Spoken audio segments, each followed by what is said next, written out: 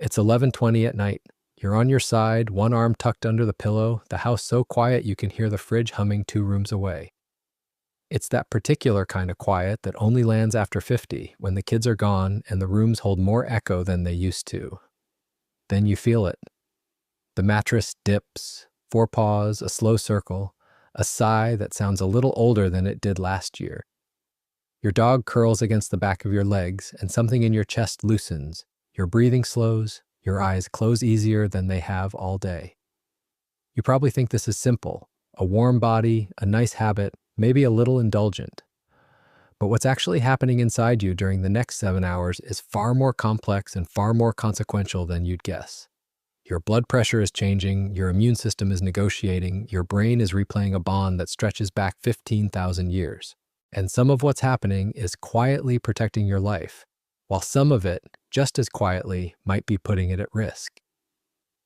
And there's one thing about this arrangement that almost no one talks about. It has nothing to do with sleep quality or allergies. It's about what happens the night the bed is empty. When you hear it, it'll change the way you look at your dog tonight. But let's start where it gets uncomfortable. You feel like you sleep better with your dog in the bed. You'd swear it. And according to the data, you're wrong. A 2017 Mayo Clinic study tracked 40 adults using actigraphy, wrist-worn sensors that measure every movement over 7 consecutive nights. With the dog in the room but not on the bed, sleep efficiency averaged 83%. On the bed, it dropped to 80. 3 percentage points might not sound like much. But after 50, when your baseline efficiency is already declining 3 to 5% per decade, that gap stops being trivial. The reason is mechanical. Dogs are polyphasic sleepers. They cycle through sleep and wakefulness roughly every 20 minutes. That's 15 to 20 micro-awakenings per night, each one a potential arousal event for an older adult whose sleep is already lighter than it used to be. And here's what most people don't realize about sleep after 50. Deep, slow-wave sleep, the kind your body uses for tissue repair, immune restoration, and memory consolidation, has already been cut by 50 to 60% compared to age 25. A dog repositioning at 2 a.m. fragments the limited deep sleep you have left. Your REM sleep is more fragile too. A dog's dream state movements, the leg paddling, the twitching, often coincide with your own REM periods. You won't remember the disruption, but it shows up on an EEG. Then there's heat. A dog's core body temperature runs between 101 and 102.5 degrees Fahrenheit, pushing the bed's microclimate above the 60 to 67 degree thermoneutral zone that sleep scientists consider optimal. If you're a postmenopausal woman dealing with hot flashes, that extra heat source isn't just uncomfortable, it's architecturally disruptive to your sleep. And there's a practical problem nobody mentions. Nocturia, nighttime bathroom visits, is 2 to 3 times more common after 50. A dog sleeping on your legs creates a physical barrier to getting up. You hesitate, you delay, and over months, delaying those trips can worsen bladder health. So the instruments say your sleep is worse. But here's where it gets strange. Subjective sleep quality consistently rates higher among dog co-sleepers over 50. People feel like they sleep better even when the data says they don't. Part of the explanation might be acoustic. A dog's resting respiratory rate, roughly 15 to 25 breaths per minute, produces a rhythmic sound pattern that functions almost identically to a white noise machine. Research on adults with mild insomnia, which affects roughly half of everyone over 50, shows that this kind of ambient sound reduces sleep onset latency by 38%. Your dog is literally breathing you to sleep. And there's a hormonal wrinkle.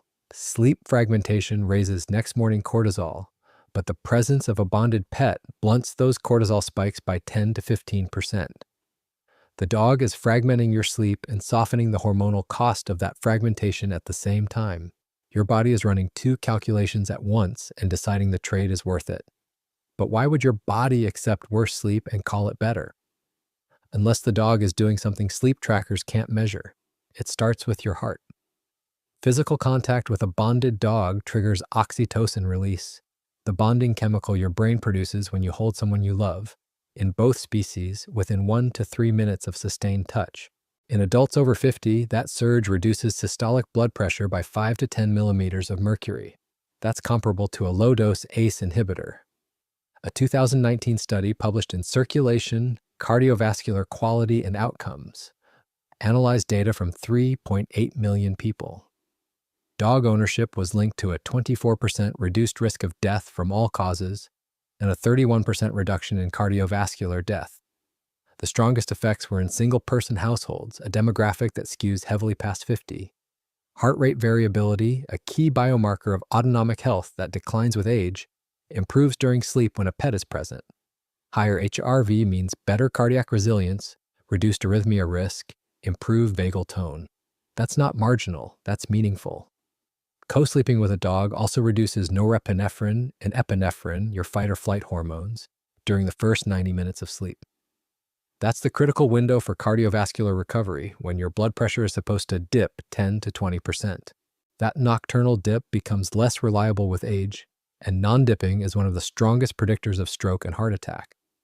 Preliminary evidence suggests parasympathetic activation from pet proximity may help maintain healthier dipping patterns.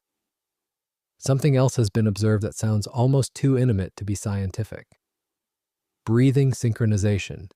During shared sleep, a human's and a dog's respiratory rates gradually align. You breathe slower, deeper, your parasympathetic system engages more fully. Two species lying in the dark, unconsciously breathing together. And if you live with chronic pain, arthritis, fibromyalgia, neuropathy, that warm body pressed against your hip isn't just comforting. A dog's surface temperature functions as mild thermal therapy, increasing local blood flow and reducing morning stiffness through vasodilation. It's not a heating pad. But it's not nothing. Now there's a flip side. For adults with existing cardiovascular conditions, a restless dog that disrupts sleep can trigger sympathetic activation, temporary spikes in blood pressure and heart rate. For someone with atherosclerosis or arrhythmia, those microsurges aren't trivial. The benefit is real. But it's not unconditional, so your heart is being protected. Your stress hormones are being soothed by an animal that isn't even conscious. But the deepest effect isn't in your chest. It's in the place where loneliness lives. Roughly 40 to 50% of adults over 50 report some form of sleep-related anxiety, not just difficulty sleeping, but dread. A dog's presence provides what psychologists call a safety signal, an environmental cue that tells your amygdala the environment is secure. Hypervigilance eases, sleep comes. This isn't new. Humans have co-slept with dogs for 15,000 years. Your dog's ancestors lay beside your ancestors on cold ground in the dark. And it worked because the dog's hearing is 4 times more acute than yours. Its sense of smell 10,000 to 100,000 times more sensitive. It was an early warning system. Archaeological sites in Israel, Germany, and Siberia have uncovered human and canine remains positioned together in sleeping postures. Co-sleeping was valued from the very beginning. Evolutionary psychologists suggest adults past their physical prime may have had an intensified drive to sleep near a vigilant animal. The dog addressed a real survival vulnerability. That instinct didn't dissolve because we built locks on our doors. And now the reasons are medical. The U.S. Surgeon General has classified loneliness as an epidemic, with health consequences comparable to smoking 15 cigarettes a day. Roughly 36% of Americans over 50 are widowed, divorced, or living alone. Nighttime is when loneliness hits hardest.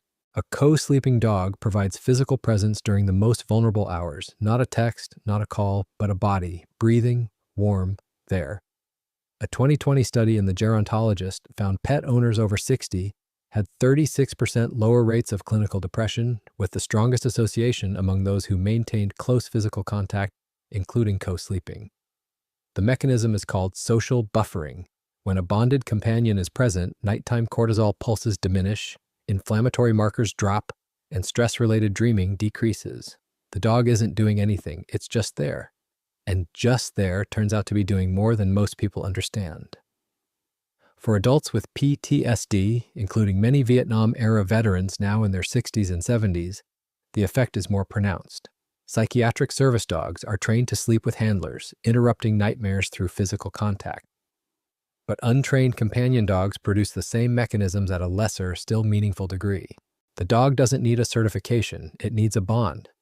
Adults over 50 with secure attachment to their dog report fewer anxiety-driven awakenings, fewer catastrophic thoughts during middle-of-the-night wake periods, and faster return to sleep. And for those facing early cognitive decline, the tactile grounding of a dog at bedtime can ease sundowning, the confusion and agitation that arrives in the evening. The familiar wait, the settling in routine, it's a tether to something real when the mind starts to blur. Even the way your dog presses against you matters. That instinct to lean its back into your side activates pressure point relaxation, the same mechanism behind weighted blankets, which reduce insomnia severity by roughly 31%. Your dog's warm, living pressure triggers the same parasympathetic response. So the dog is a sentry, a therapist, and a weighted blanket in one. But before you pull your dog closer tonight, there's something your body needs you to hear. Something is changing inside you after 50 that makes the rules different. Your immune system at 55 is not your immune system at 35.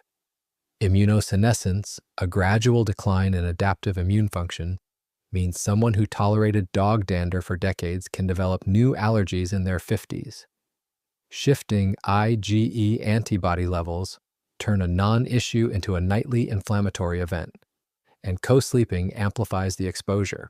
7 to 8 hours in a closed bedroom concentrates allergens 6 to 10 times higher than having a dog in the house but not the bed. The primary dog allergen isn't fur, it's a protein called CAN-F1, produced in the salivary glands and spread across the coat during grooming. A dog that licks its paws before bed and sleeps on your pillow creates a concentrated deposit exactly where your face will be. This matters because snoring and obstructive sleep apnea increase sharply after 50, roughly 40% of men, 24% of women. Even subclinical nasal inflammation can tip a borderline case into clinically significant apnea. There's a physical risk that almost never makes the list: fall risk. Stepping on or over a dog in a dark room while groggy is an underappreciated fracture scenario, especially with osteoporosis. And a 40 to 80 pound dog in the center of a queen bed reduces your available width to roughly 20 inches, below the 26-inch minimum recommended for healthy posture. Over months, that asymmetric loading contributes to chronic low back pain. But here's something worth sitting with. Dogs are remarkably sensitive to changes in their owner's physiology. Documented cases of alerting to seizures, hypoglycemic episodes, arrhythmias, even cancers.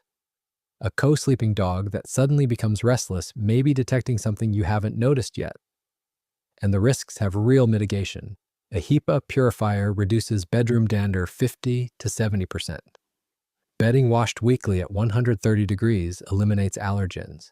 Keeping the pillow area dog-free cuts highest risk exposure by half. Allergists call it the one clean zone rule. You don't have to banish the dog. You just keep the area nearest your face clear. So there are real risks and real solutions. But none of them are the thing I mentioned at the beginning. This is, one day the bed will be empty. There won't be the click of nails on the hallway floor. There won't be the circle. There won't be the sigh. The mattress won't dip. And what every data point in this video has been quietly building toward is this: the absence will be enormous.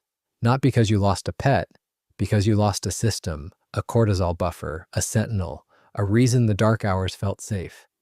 A reason you could fall asleep at all. Research on pet bereavement in older adults shows that losing a co-sleeping companion triggers grief responses comparable to losing a close family member.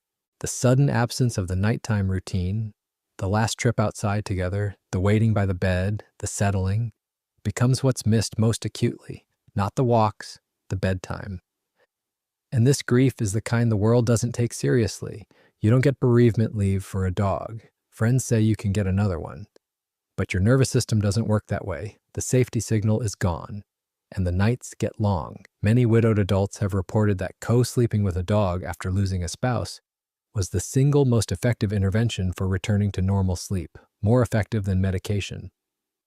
Not because it addressed neurochemistry, but because it addressed the thing medication can't touch: the absence of warmth, the absence of presence, the feeling that someone is there. And after 50, caring for a creature that depends on you, that needs to go out, needs to be fed, needs you to get out of bed, provides structure, purpose, a reason the day has shape. When the dog is gone, that structure collapses too. The morning has no urgency, the evening has no ritual, the bed is just a bed. So here's what I want you to take: not a verdict, not a rule. The answer to whether your dog should sleep in the bed is yours, and it depends on your body, your dog, and 100 things no video can know. What I want you to take is this, that your dog wants to sleep next to you is not trivial. It's the echo of a partnership that began before civilization. When a different species looked at us in the firelight and chose to lie down beside us in the dark, and never stopped. Tonight, when the mattress dips and the sigh comes and the weight settles against your legs, you'll know what it is. It's not just a dog going to sleep, it's the oldest partnership on Earth still keeping watch. Tonight, when your dog settles in beside you, just feel that for a moment. Then come back and tell me their name. That's it. Just their name. And if you're watching this and the bed has been empty for a while, tell me their name too. They still count. I'll see you in the next one.